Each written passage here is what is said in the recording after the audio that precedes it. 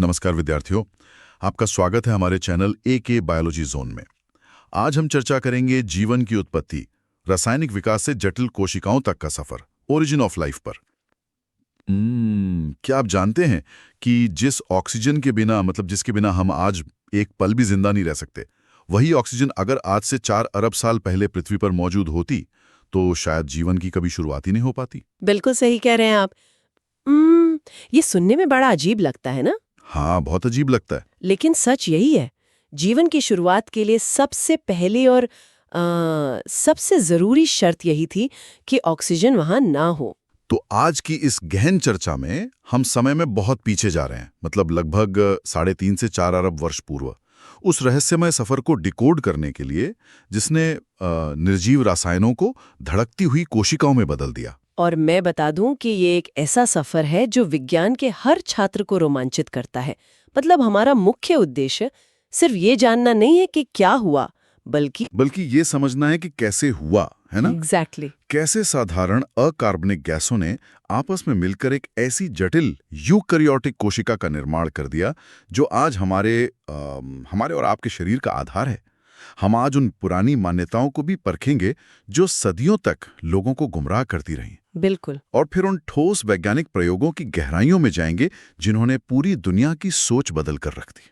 तो चलिए सबसे पहले उस समय की पृथ्वी की एक तस्वीर अपने दिमाग में बनाते हैं। आज हम अपने आसपास देखते हैं तो हर तरफ हरियाली है, जानवर है, इंसान नजर आते हैं। लेकिन शुरुआत में हेडियन इयॉन के समय पृथ्वी कैसी थी? वो नज़ारा आज से बिल्कुल अलग था। मैं तो कल्पना कर रहा हूँ एक ऐसे ग्रह की जहाँ कोई जमीन स्थिर नहीं है, हर तरफ भयंकर ज्वालामुखी फट रहे हैं, उबलता हुआ लावा बह रहा है। हाँ, और आसमान हमेशा काले धुएं से भरा हुआ है। सही कहा। और लगातार खतरनाक बिजलियां कड़क रही हैं। साथ ही अंतरिक्ष से विशाल उल्कापिंड लगातार पृथ्वी से टकरा रहे हैं। ये किसी हॉलीवुड की डरावनी साइंस फिक्शन फिल्म के क्लाइमैक्स जैसा लगता है। दृश्य डरावना अवश्य है, लेकिन अगर हम रसायन विज्ञान के नजरिए से देखें तो जीवन की उत्पत्ति के लिए ये अब तक की सबसे बेहतरीन प्रयोगशाला थी। अच्छा, वो कैसे? देखिए, यहाँ सबसे ध्यान देने वाली बात उस समय का वायुमंडल है। मैं बता रही थी ना कि उस समय पृथ्वी पर अपचायक वातावरण यानी रिड्यूसिंग एटमॉस्फेयर था। रिड्यूसिंग एटमॉस्फेयर, इसका मतलब क्या है? इसका सीधा सा मतलब है कि वायुमंडल में कोई भी मुक्त ऑक्सीजन मौजूद नहीं थी। गैसों के नाम पर मुख्य रूप से सिर्फ मीथेन, अमोनिया, हाइड्रोजन और जल वाष्प ही मौजूद थे। रुकिए, यहीं पर मुझे आपको रोकना होगा। कोई मुक्त ऑक्सीजन नहीं थी। हम तो बचपन से पढ़ते आ रहे हैं कि ऑक्सीजन ही प्राणवायु है। बिल्कुल। अगर ऑक्सीजन नहीं थी तो भाई जीवन पनपने का सवाल ही कहाँ पैदा होता है? यही तो इस पूरी कहानी का सबसे बड़ा ट्विस्ट है। आपको समझना होगा कि ऑक्सीजन रासायनिक रूप से बहुत ज्यादा प्रतिक्रियाशील होती है। वो बहुत जल्दी रिएक्ट करती है। हाँ, बिल्कुल। अगर उस समय वायुमंडल में मुक्त ऑक्सीजन होती तो वो नए बन रहे नाजुक कार्बनिक अणुओं को तुरंत नष्ट कर देती, उनका ऑक्सीकरण करके उन्हें तोड़ देती। ओह अच्छा। तो इसलिए उन शुरुआती रसायनों को आपस में जुड़ने और जटिल संरचनाएं बनाने के लिए एक ऐसे माहौल की जरूरत थी जो उन्हें तोड़े नहीं बल्कि उन्हें सुरक्षित रखे। ऑक्सीजन का ना होना कोई कमी नहीं थी, बल्कि ये जीवन के निर्माण की सबसे अनिवार्य शर्त थी। कमाल की बात है। जो चीज आज हमारा जीवन बचा रही है, वही चीज शुरुआत में जीवन की सबसे बड़ी दुश्मन साबित होती। सही कहा आपने। लेकिन जब हालात इतने खतरनाक थे, पृथ्वी उबल रही थी, तो पुराने जमाने में लोगों ने इस सवाल का जवाब कैसे दिया होगा? विज्ञान के आने से पहले तो जीवन की उत्पत्ति को लेकर बहुत सी कहानियां रही होंगी। सत्य कहा है आपने। ऐतिहासिक रूप से कई ऐसे सिद्धांत दिए गए जो आज हमें हास्यास्पद लग सकते हैं। सबसे पहले स्पेशल क्रिएशन यानी विशेष सृष्टि का सिद्धांत आया। वो भगवान वाली थ्योरी। हाँ, जिसका मानना था कि जीवन किसी अलौकिक शक्ति या ईश्वर द्वारा अपने वर्तमान रूप में ही निर्मित किया गया है। लेकिन विज्ञान प्रयोगों, तर्कों और प्रमाणों पर चलता है और इस मान्यता का कोई वैज्ञानिक आधार नहीं था। और एक सिद्धांत पैनस्पर्मिया भी तो था, जिसे सुनकर हमेशा ऐसा लगता है कि हम सब अंतरिक्ष से आए हुए एलियंस हैं। हाँ, पैनस्पर्मिया। पैनस्पर्मिया का विचार ये है कि जीवन अंतरिक्ष से उल्कापिंडों या स्पोर्स के माध्यम से पृथ्वी पर आया। आज भी कुछ वैज्ञानिक इस पर शोध करते हैं। सच में? हाँ, लेकिन इसमें एक बहुत बड़ी तार्किक खामी है।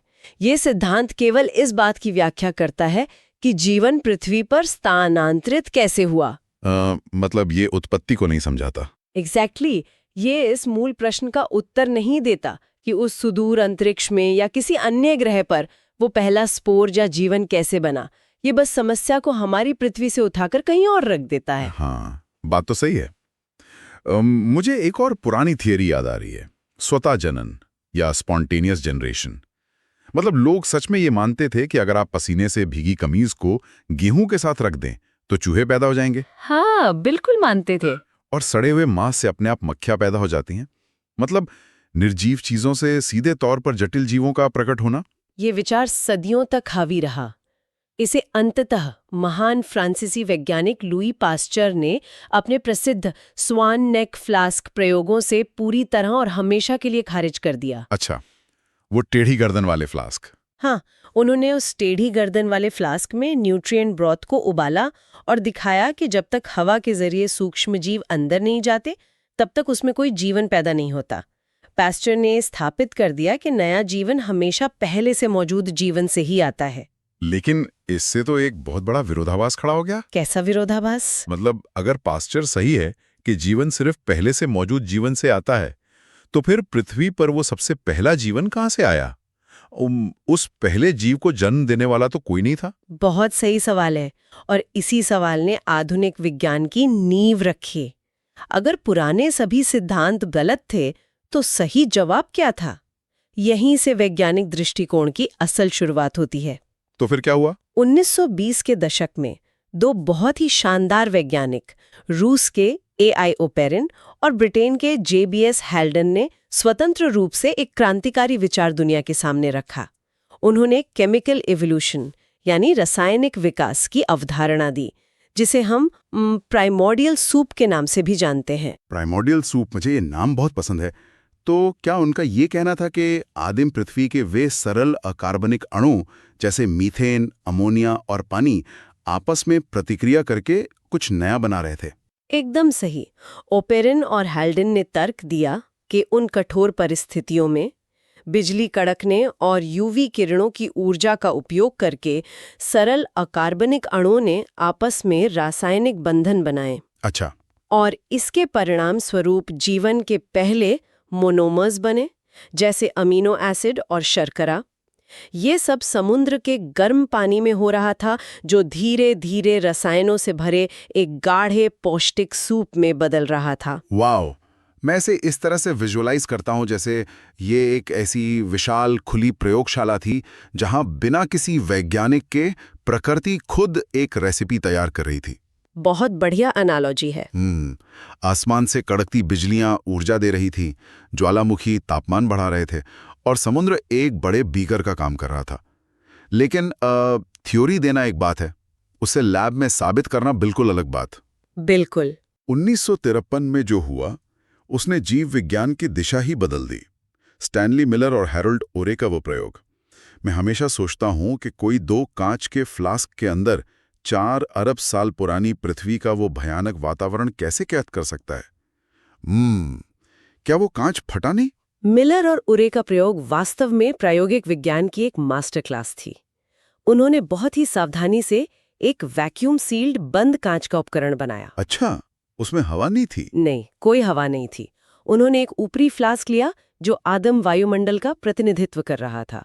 उसमें उन्होंने ठीक वही गैसें भरी, मीथेन, अमोनिया, हाइड्रोजन और जलवाष्प। और बिजली के तूफानों का क्या? वही तो सबसे बड़ी चुनौती थी। इसके लिए उन्होंने उस फ्लास्क के अंदर टंगस्टन के इलेक्ट्रोड्स लगाए, जिनसे लगातार 60,000 वोल्ट्स की विद्युत चिंगारी पैदा की गई। बाप रे, 60,000 वोल्ट्स! और नीचे जो दूसरा फ्लास्क था वो उस आदिम उबलते महासागर का काम कर रहा था। हाँ, निचले फ्लास्क में पानी लगातार उबल रहा था। वहां से वाष्प उठकर ऊपरी फ्लास्क की गैसों के साथ मिलती, इलेक्ट्रोड की चिंगारी से ऊर्जा प्राप्त करती और फिर उस पूरे मिश्रण को एक कंडेंसर से गुजारा जाता। तो कंडेंसर उसे ठंडा कर देता था? एग्जैक्टली। ये कंडेंसर उसे ठंडा करके बारिश की तरह बूंदों में बदल देता, जो नीचे एक यू ट्रैप में जमा हो जाती। ये यू ट्रैप प्रारंभिक समुद्र का वो हिस्सा था जहां रसायन जमा हो रहे थे। और ये प्रयोग कितनी देर चला? मिलर ने इस पूरे चक्र को बिना रोके लगातार 1 हफ्ते तक चलने दिया। और फिर वो ऐतिहासिक दिन आया जब उन्होंने 1 हफ्ते बाद उस उपकरण को रोका और उस निचले फ्लास्क के तरल पदार्थ को देखा तो उसका रंग बिल्कुल बदल चुका था। हाँ, वो साफ पानी अब गहरा लाल या भूरा हो गया था। जब उन्होंने उस लाल सूप की रासायनिक जांच की तो उन्हें वहां क्या मिला? उन्हें जीवन के निर्माण खंड मिले। उन्हें उस पानी में अमीनो एसिड मिले, विशेष रूप से ग्लाइसिन और एलेनिन जैसे सरल अमीनो एसिड। अरे वाह! यह विज्ञान के लिए एक अभूतपूर्व क्षण था। ये रासायनिक विकास का पहला प्रत्यक्ष प्रायोगिक प्रमाण था। मिलर और उरे ने दुनिया को ये साबित कर दिया कि प्रारंभिक पृथ्वी की कठोर परिस्थितियों में केवल अकार्बनिक गैसों से जीवन के बुनियादी जैविक अणु अपने आप बन सकते हैं। ये सच में रोंगटे खड़े कर देने वाला पल रहा होगा। लेकिन रुकिए, अमीनो एसिड तो सिर्फ ईंटें हैं। क्या मतलब? मतलब अगर आप जमीन पर ईंटों का ढेर लगा दें तो वो अपने आप एक आलीशान घर तो नहीं बन जाता? हाँ, ये बात तो है। अमीनो एसिड तो बन गए, लेकिन क्या हम इसे जीवन कह सकते हैं? बिल्कुल नहीं। अब इन छोटी ईंटों यानी मोनोमर्स को आपस में जोड़ना था। मैक्रोमोलिक्यूल्स का निर्माण होना बाकी था, है ना? आपकी एनालॉजी बहुत सटीक है। रासायनिक विकास का अगला चरण था पॉलीमराइजेशन। पॉलीमराइजेशन। यानी इन छोटे छोटे मोनोमर्स को आपस में जुड़कर लंबी जंजीरें या पॉलीमर्स बनाना था। अमीनो एसिड को जुड़कर प्रोटीन बनना था, शर्करा को जुड़कर कार्बोहाइड्रेट और न्यूक्लियोटाइड्स को जुड़कर न्यूक्लिक एसिड जैसे डीएनए या आरएनए बनना था। लेकिन पानी के अंदर ये कैसे होगा? क्योंकि पानी तो आमतौर पर इन बंधनों को तोड़ता है ना? सही सवाल है। इसके लिए विज्ञान 2 मुख्य तंत्रों की व्याख्या करता है। पहला है थर्मल पॉलीमराइजेशन या तापीय बहुलीकरण। वो कैसे काम करता है? जब अमीनो एसिड वाला पानी गर्म चट्टानों या लावा पर गिरा होगा तो अत्यधिक गर्मी के कारण पानी भाप बनकर उड़ गया और अमीनो एसिड आपस में पेप्टाइड बॉन्ड बनाकर जुड़ गए होंगे। अच्छा, और दूसरा तंत्र जो मुझे व्यक्तिगत रूप से बहुत फैसिनेटिंग लगता है वो है मिट्टी की सतह उत्प्रेरण, क्ले सरफेस कैटालिसिस। मतलब समुद्र के किनारे मौजूद साधारण सी मिट्टी जीवन बनाने में मदद कर रही थी। ये कैसे संभव है? देखिए, ये कोई साधारण मिट्टी नहीं थी, बल्कि मोंटमोरिलेनाइट जैसी विशेष मिट्टी थी। मिट्टी की संरचना परतों में होती है और इसके कणों में एक प्राकृतिक विद्युत चार्ज होता है। एक चुंबक की तरह? हाँ, बिल्कुल एक चुंबक की तरह। जब समुद्र के पानी में तैरते हुए मोनोमर्स इन मिट्टी के कणों के संपर्क में आए तो मिट्टी ने उन्हें अपनी सतह पर आकर्षित किया। मिट्टी के चार्ज ने उन अणुओं को एक खास क्रम में अलाइन किया और एक उत्प्रेरक यानी कैटलिस्ट की तरह काम करते हुए उन्हें आपस में मजबूती से बांध दिया। वाओ! इस तरह बिना किसी आधुनिक एंजाइम के प्रकृति ने लंबे पॉलीमर्स तैयार कर लिए। चलिए, तो अब हमारे पास प्रोटीन्स हैं, लिपिड्स हैं और न्यूक्लिक एसिड की लंबी जंजीरें हैं। लेकिन यहाँ मेरा एक बहुत बड़ा सवाल है। पूछिए। ये सब तो बस रसायनों के गुच्छे हैं जो समुद्र में यूं ही तैर रहे हैं। ये तैरते हुए अणु एक वास्तविक कोशिका यानी सेल में कैसे बदल गए? जीवन के लिए एक बाउंड्री का होना बहुत जरूरी है जो अंदर के माहौल को बाहर की उथल पुथल वाले समुद्र से अलग कर सके। ये दीवार कैसे बनी? इस दीवार के बनने की प्रक्रिया को हम प्रोटोबायोन्स के निर्माण के रूप में पढ़ते हैं। हम इन्हें पूर्व कोशिकीय संरचनाएं कह सकते हैं। पूर्व कोशिकीय मतलब ये जीवित नहीं थे? नहीं, प्रोटोबायोन्स जीवित कोशिकाएं नहीं थी, लेकिन वे जीवन जैसी कुछ बहुत ही महत्वपूर्ण नकल कर रही थीं। रसायन विज्ञान के कुछ भौतिक नियमों के कारण ये पॉलीमर्स आपस में इकट्ठा होकर एक गोलाकार संरचना में बदल गए। अच्छा। इनकी सबसे बड़ी खासियत ये थी कि इनमें चयनात्मक पारगम्यता यानी सिलेक्टिव परमिएबिलिटी आ गई थी। इसका मतलब है कि ये तय कर सकते थे कि बाहर के समुद्र से कौन सा रसायन उस गोले के अंदर आएगा और अंदर का कौन सा कचरा बाहर जाएगा, एक बाउंड्री वॉल के सिक्योरिटी गार्ड की तरह। बिल्कुल, एकदम सही। इतना ही नहीं, ये प्रोटोबायोन्स अपने अंदर एक बहुत ही सरल चयापचय यानी मेटाबॉलिज्म चला रहे थे और आकार में वृद्धि भी कर सकते थे। इसे लैब में साबित करने के लिए वैज्ञानिकों ने 2 प्रमुख मॉडल बनाए। कौन से 2 मॉडल? पहले हैं कोएसरवेट्स, जिन्हें स्वयं ओपेरिन ने प्रस्तावित किया था। जब बड़े पॉलीमर्स पानी में मिलते हैं तो वे एक तरल चरण पृथक्करण से गुजरते हैं और सूक्ष्म बूंदों का रूप ले लेते हैं। तरल चरण पृथक्करण। क्या ऐसे हम इस तरह समझ सकते हैं जैसे हम पानी में तेल डालते हैं तो तेल की गोल गोल बूंदें पानी से अलग होकर अपनी एक बाउंड्री बना लेती हैं? ये उसे समझने का एक बहुत ही शानदार तरीका है। कोएसरवेट्स कुछ ऐसे ही थे, लेकिन वे तेल के बजाय मैक्रोमोलेक्यूल से बने थे और वे बाहर के रसायनों को अवशोषित कर सकते थे। और दूसरा मॉडल कौन सा था? दूसरा मॉडल सिडनी फॉक्स ने दिया था, जिसे माइक्रोस्फीयर कहा जाता है। जब फॉक्स ने सूखे अमीनो एसिड के मिश्रण को गर्म करके उसे पानी में डाला तो वे छोटे ठोस प्रोटीनॉइड गोलों में बदल गए। क्या वे कोशिका जैसे दिखते थे? हाँ, वे बाहर से बिल्कुल एक कोशिका जैसे दिखते थे और वे विभाजित भी हो सकते थे। ये सब हमें ये सिखाता है कि रसायनों का एक झिल्ली के अंदर बंद होकर एक संरचना बनाना कोई जादुई चमत्कार नहीं था, बल्कि थर्मोडायनेमिक्स और रसायन विज्ञान का एक स्वाभाविक नियम है। ठीक है, तो अब कहानी यहां तक पहुंच गई है कि प्रोटोबायोन्ट्स के रूप में एक शरीर तैयार हो गया, एक बाउंड्री बन गई और अंदर रसायनों का काम चल रहा है। लेकिन एक बहुत बड़ी, बल्कि सबसे बड़ी चीज की कमी थी। क्या? इस पूरे सिस्टम का दिमाग कहाँ था? मेरा मतलब है आनुवंशिक सामग्री, जेनेटिक मटेरियल, जिसमें जीवन के निर्देश लिखे हों और जो एक पीढ़ी से दूसरी पीढ़ी तक जानकारी पहुंचा सके। बिल्कुल सही पकड़े हैं आप। और यहीं से हम विकासवादी जीव विज्ञान के सबसे दिलचस्प मोड़ पर आते हैं, RNA world hypothesis. RNA world? हाँ, आधुनिक विज्ञान का ये सबसे मजबूत और तार्किक सिद्धांत है। आरएनए वर्ल्ड परिकल्पना ये स्पष्ट रूप से कहती है कि आज की तरह डीएनए पहले नहीं आया था, बल्कि आरएनए ही पृथ्वी पर पहला आनुवंशिक पदार्थ था।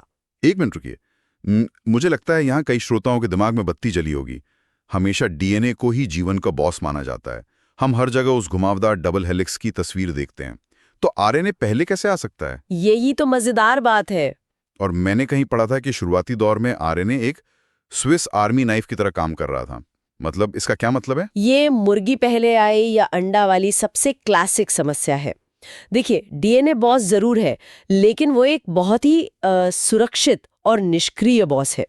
डीएनए एक डबल हेलिक्स है, वो सिर्फ जानकारी को लॉकर की तरह जमा करके रखता है। अच्छा। उसे कोई भी काम करवाने के लिए प्रोटीन यानी एंजाइम की जरूरत होती है, लेकिन उन प्रोटीन्स को बनाने के निर्देश कहाँ हैं? वो डीएनए के पास है। ओहो, ये तो एक ऐसा लूप है जिसमें से बाहर निकलना नामुमकिन लगता है। तो इस लूप को आरएनए ने कैसे तोड़ा? आरएनए ने इस समस्या को अपनी संरचना के दम पर सुलझा दिया। डीएनए के विपरीत आरएनए सिंगल स्ट्रैंडेड होता है, यानी एकल धागे वाला। इस लचीलेपन के कारण ये अलग-अलग 3D आकारों में फोल्ड हो सकता है, बिल्कुल किसी एंजाइम की तरह। इसलिए शुरुआती पृथ्वी पर आरएनए ने एक साथ दोहरी भूमिका निभाई। स्विस आर्मी नाइफ की तरह। एग्जैक्टली। एक तरफ ये आनुवंशिक सामग्री के रूप में जानकारी स्टोर कर रहा था और दूसरी तरफ ये खुद ही एक उत्प्रेरक यानी कैटलिस्ट के रूप में काम कर रहा था। ऐसे उत्प्रेरक आरएनए को हम राइबोजाइम्स कहते हैं। मतलब आरएनए खुद ही अपनी कॉपी बनाने के निर्देश रख रहा था और खुद ही केमिकल रिएक्शन करवाकर अपनी कॉपी बना भी रहा था। क्या आज हमारे पास इसका कोई ठोस प्रमाण है या ये सिर्फ एक हवा हवाई थ्योरी है? अरे नहीं, ये हवा हवाई नहीं है। हमारे शरीर की हर एक कोशिका आज भी इस थ्योरी का प्रमाण दे रही है। वो कैसे? ही है। सच में? हाँ, इसके अलावा थॉमस चेक ने लैब में सेल्फ स्प्लिसिंग आरएनए की खोज की, जिसने दुनिया को दिखा दिया कि आरएनए बिना किसी प्रोटीन की मदद के खुद को काट छाट सकता है। ये दिमाग हिला देने वाली जानकारी है। तो उस समय के साथ आरएनए ने समझदारी दिखाई।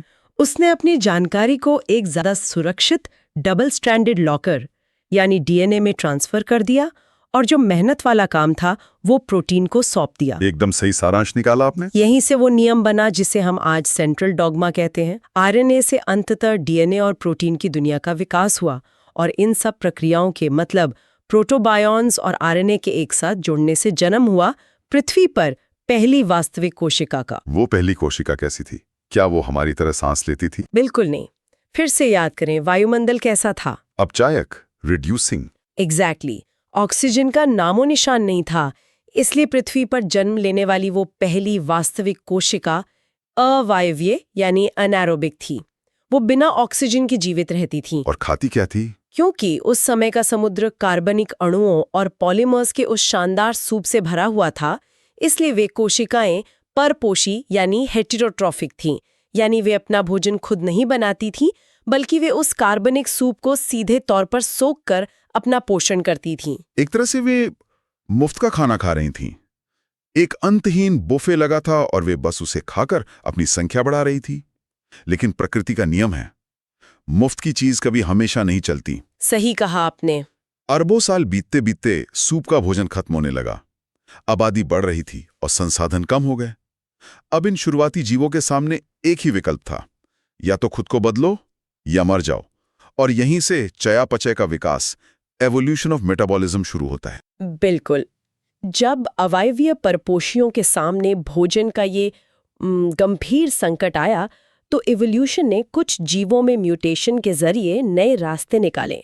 कुछ जीवों ने अपने आसपास मौजूद रसायनों जैसे हाइड्रोजन सल्फाइड से ऊर्जा निकालनी शुरू कर दी। अच्छा, रसायनों से ऊर्जा? हाँ, इन्हें हम रसायन स्वपोषी या कीमो ऑटोट्रॉफ्स कहते हैं। लेकिन विकास की सबसे बड़ी और सबसे क्रांतिकारी छलांग तो तब लगी जब समुद्र की गहराइयों में मौजूद कुछ जीवों ने ऊपर आसमान की तरफ देखा और सूर्य के प्रकाश की असीमित ऊर्जा का उपयोग करना सीख लिया। हाँ, प्रकाश संश्लेषित स्वपोषी यानी फोटोसिंथेटिक ऑटोट्रॉफ्स का जन्म। और इनमें भी विशेष रूप से एक समूह जिसने सचमुच पूरी पृथ्वी का इतिहास, भूगोल और भविष्य सब कुछ बदल कर रख दिया।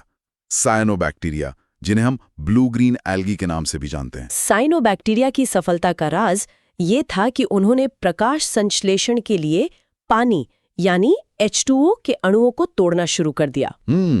और जब आप H2O को तोड़ते हैं तो उपोत्पाद के रूप में एक नई गैस रिलीज होती है, और इस तरह पृथ्वी के इतिहास में पहली बार वायुमंडल में मुक्त ऑक्सीजन छोड़ी गई। इस घटना को विज्ञान में द ग्रेट ऑक्सीडेशन इवेंट या महान ऑक्सीजन क्रांति कहा जाता है। ये एक अविश्वसनीय क्रांति थी। लेकिन मैं यहाँ एक चीज सोच रहा हूँ। क्या? अभी हमने शुरुआत में बात की थी कि शुरुआती अवायवीय जीवों के लिए ऑक्सीजन एक जहर थी। तो जब साइनोबैक्टीरिया ने अचानक हवा में ऑक्सीजन पंप करना शुरू किया होगा, तो वो तो उन बेचारों के लिए एक प्रलय जैसा रहा होगा, है ना? बिल्कुल। ये पृथ्वी के इतिहास के सबसे बड़े मास एक्सटिंक्शन यानी सामूहिक विलुप्ति में से एक था। ऑक्सीजन ने उन शुरुआती अवायवीय जीवों को बुरी तरह नष्ट कर दिया जो इसके आदी नहीं थे। बाप रे। केवल वही बचे जो ऑक्सीजन से बचकर गहरी ऑक्सीजन रहित खाइयों में छिप गए या जिन्होंने इस नई गैस का सामना करना सीख लिया। लेकिन इसी ऑक्सीजन ने जीवन के नए और विशाल दरवाजे भी खोल दिए। बिल्कुल। वायुमंडल में ऊपर जाकर ऑक्सीजन के अणुओं ने यूवी किरणों के साथ प्रतिक्रिया की और ओजोन परत का निर्माण किया। और ये ओजोन परत एक ढाल बन गई जिसने पृथ्वी को सूरज की जानलेवा अल्ट्रावायलेट किरणों से सुरक्षित कर दिया। अब जीवन को सिर्फ समुद्र की गहराइयों में छुपकर रहने की जरूरत नहीं थी, वो उथले पानी में और अंततः सूखी जमीन पर आ सका। इसके साथ ही कोशिकाओं के अंदर ऑक्सीजन की उपस्थिति ने वायवीय श्वसन यानी एरोबिक रेस्पिरेशन की प्रक्रिया को जन्म दिया। अगर आप अवायवीय श्वसन से तुलना करें तो ऑक्सीजन की मदद से खाना तोड़ने पर 18 गुना ज्यादा ऊर्जा उत्पन्न होती है। 18 गुना ज्यादा? वाव। हाँ। इसी विशाल अतिरिक्त एटीपी ऊर्जा ने कोशिकाओं को बड़ा, अधिक जटिल और बहुकोशिकीय बनने की ताकत दी, जिससे अंततः आधुनिक यूकैरियोटिक कोशिकाओं का विकास संभव हो पाया। और यहीं पर मेरे दिमाग में एक और बड़ा सवाल आता है। बताइए। ये जो हमारी आधुनिक जटिल यूकैरियोटिक कोशिकाएं हैं, जिनमें एक बहुत ही सुव्यवस्थित केंद्रक है, ऊर्जा बनाने के लिए माइटोकॉन्ड्रिया है, पौधों में क्लोरोप्लास्ट है, क्या ये सारे अंग अचानक से किसी म्यूटेशन के कारण कोशिका के अंदर बन गए? ऐसा सोचना एक बहुत बड़ी भूल होगी। यूकैरियोटिक कोशिकाएं रातों रात या अचानक हुए किसी म्यूटेशन का परिणाम नहीं है। इसका सबसे तार्किक और प्रमाणित जवाब हमें लिन मार्गुलिस की एंडोसिम्बायोटिक थ्योरी से मिलता है।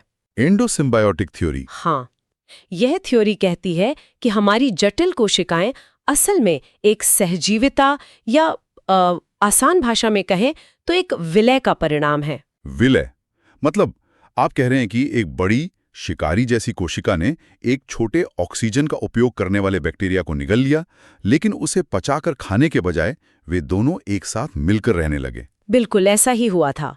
बड़ी कोशिका को उस छोटे बैक्टीरिया से बिना मेहनत किए भारी मात्रा में ऊर्जा मिलने लगी और उस छोटे वायवीय बैक्टीरिया को बाहर के खतरनाक माहौल से एक सुरक्षित घर मिल गया। क्या बात है।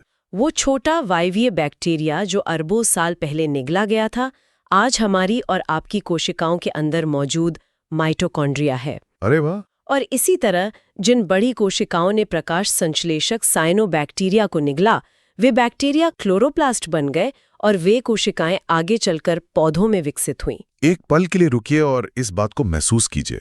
ये थ्योरी सुनने में किसी जादुई कहानी जैसी लगती है। क्या हम सच में ये कह रहे हैं कि हमारे शरीर की हर एक कोशिका के अंदर जो पावर हाउस है वो असल में एक प्राचीन बैक्टीरिया है? क्या इसके पुख्ता वैज्ञानिक प्रमाण है? इसके इतने पुख्ता प्रमाण हैं कि इसे जुटलाया ही नहीं जा सकता। आज भी अगर आप अपने माइटोकॉन्ड्रिया या पौधों के क्लोरोप्लास्ट की संरचना को इलेक्ट्रॉन माइक्रोस्कोप से देखें तो उनके पास अपनी एक दोहरी झिल्ली यानी डबल मेम्ब्रेन होती है। अच्छा, 2 झिल्लियां। हाँ, एक उनकी खुद की और एक उस बड़ी कोशिका की जिसने उन्हें निगला था। सबसे हैरान करने वाली बात यह है कि माइटोकॉन्ड्रिया के पास अपना स्वयं का गोलाकार डीएनए होता है, जो कोशिका के मुख्य केंद्रक के डीएनए से बिल्कुल अलग और एकदम बैक्टीरिया के डीएनए जैसा होता है। Oh my God. और वे अपने 70S राइबोसोम का इस्तेमाल करते हैं, जो आधुनिक कोशिका के 80S राइबोसोम से अलग होते हैं और पूरी तरह से प्रोकैरियोटिक बैक्टीरिया के समान होते हैं। ये सच में दिमाग को सुन्न कर देने वाली जानकारी है। हम सिर्फ एक जीव नहीं हैं, हम असल में अरबों साल पुराने बैक्टीरिया की एक चलती फिरती कॉलोनी है। मेरी सांसें और मेरी ऊर्जा आज भी उस प्राचीन सहजीविता की मोहताज हैं। बिल्कुल सही कहा आपने। तो विद्यार्थियों, हम इस ऐतिहासिक और जटिल सफर के अंत तक आ गए हैं। अब समय आ गया है कि इस पूरी कहानी को एक जगह समेटा जाए, विशेष रूप से उन छात्रों के लिए जो CSIR, नेट जैसी उच्च स्तरीय परीक्षाओं की तैयारी कर रहे हैं। इस 4 अरब साल के विकास को अगर हमें कुछ बुलेट पॉइंट्स में पिरोना हो तो वो फ्लो कैसा दिखेगा? चलिए एक क्विक रिवीजन करते हैं। चलिए इसे एक तार्किक क्रम में याद करते हैं। पहला कदम, अकार्बनिक गैसों से सरल कार्बनिक अणुओं का बनना। सही। दूसरा कदम, इसी प्रक्रिया को हम रासायनिक विकास या अजैविक जनन कहते हैं। बिल्कुल। तीसरा कदम, ऊर्जा और मिट्टी जैसे उत्प्रेरकों की मदद से ये मोनोमर्स जुड़कर मैक्रोमोलिक्यूल्स या पॉलीमर्स बने। चौथा कदम, ये पॉलीमर्स एक चयनात्मक झिल्ली में बंद हुए और प्रोटोबायोन्ट्स जैसे कोएसरवेट्स बने। पांचवा कदम, इसमें RNA वर्ल्ड ने आनुवांशिक सामग्री और एंजाइम दोनों का काम किया। छठा कदम, RNA ने अपने काम बांटे और ज्यादा स्थिर DNA और प्रोटीन का विश्व बना। सातवां कदम, पहली कोशिका अवायवीय और परपोषी थी। आठवां कदम, भोजन की कमी ने स्वपोषियों और अंततः साइनोबैक्टीरिया के प्रकाश संश्लेषण को जन्म दिया। नौवां कदम, साइनोबैक्टीरिया ने पहली बार मुक्त ऑक्सीजन पैदा की, जिससे महान ऑक्सीजन क्रांति हुई। और 10वां कदम, अंत में इसी ऊर्जावान माहौल में एंडोसिम्बायोसिस के जरिए जटिल यूकैरियोट्स का जन्म हुआ। बेहतरीन सारांश। और परीक्षा के दृष्टिकोण से मैं छात्रों को कुछ ऐसे हाई यील्ड टारगेट्स याद दिलाना चाहूंगी जहां अक्सर सवाल घुमाकर पूछे जाते हैं। हाँ, वो ट्रैप्स बता दीजिए। पहला ट्रैप, प्रारंभिक वातावरण अपचायक था, वहां मुक्त ऑक्सीजन नहीं थी, इस बात को गांठ बांध लें। बिल्कुल। दूसरा, पृथ्वी पर पहला जीवन स्वपोषी नहीं था, वह अवायवीय और परपोषी था। तीसरा मैं बताता हूँ, जेनेटिक्स में RNA विश्व DNA से पहले आया था। एकदम सही। चौथा, मिलर और उरे के प्रयोग ने अजैविक जनन का समर्थन किया और उन्होंने अमीनो एसिड प्राप्त किए। और पांचवां, ये कभी मत भूलिए कि वातावरण में ऑक्सीजन का आगमन केवल साइनोबैक्टीरिया की देन है। ये बिंदु परीक्षा के लिए अत्यंत महत्वपूर्ण है। जीवन की उत्पत्ति एक ऐसा विषय है जो हमें ये एहसास दिलाता है कि रसायन विज्ञान और जीव विज्ञान अलग-अलग नहीं हैं, बल्कि वे एक ही सिक्के के 2 पहलू हैं। इस शानदार और विस्तृत विश्लेषण के लिए आपका बहुत बहुत धन्यवाद। मुझे भी बहुत मजा आया। तो विद्यार्थियों, आज की इस गहन चर्चा में हमने देखा कि कैसे करोड़ों सालों के धीरज, उबलते हुए ज्वालामुखियों और निर्जीव रसायनों के अंधे टकरावों ने आपस में मिलकर उस जटिल जीवन का निर्माण किया जो आज हम हैं। लेकिन इस लेक्चर को खत्म करने से पहले मैं आपके लिए एक विचारणीय प्रश्न छोड़ना चाहता हूं। जरा सोचिए, अगर आज से अरबों साल पहले समुद्र की गहराइयों में किसी एक साइनोबैक्टीरिया में वो सूक्ष्म म्यूटेशन ना हुआ होता जिसने उसे पानी तोड़ने की ताकत दी। अगर वो ऑक्सीजन क्रांति कभी ना होती तो क्या आज पृथ्वी पर कोई जानवर होता? क्या आज हम और आप इस ब्रह्मांड के रहस्यों पर चर्चा करने के लिए यहाँ मौजूद होते? विकास की इस पूरी श्रृंखला में जीवन का हर एक कदम कितना नाजुक और आश्चर्यजनक है। एक भी कड़ी टूटती तो आज पृथ्वी किसी मंगल या शुक्र ग्रह की तरह खामोश और बंजर होती। अगर आपको यह लेक्चर पसंद आया हो तो वीडियो को लाइक करें, चैनल को सब्सक्राइब करें और अपने दोस्तों के साथ शेयर करें। धन्यवाद।